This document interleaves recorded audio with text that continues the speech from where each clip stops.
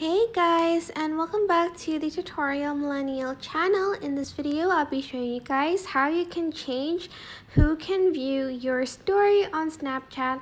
So select your profile, like the one with your Bitmoji on the top left corner of your screen. Then you are going to press settings, which is the gear icon on the top right corner of your screen.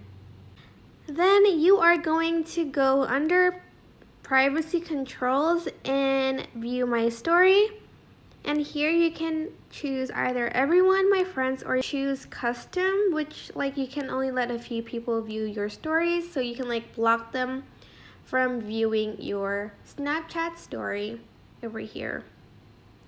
And that is basically it. I hope this tutorial was helpful for you guys. Don't forget to like, comment, share, and also subscribe to this channel if you haven't done that.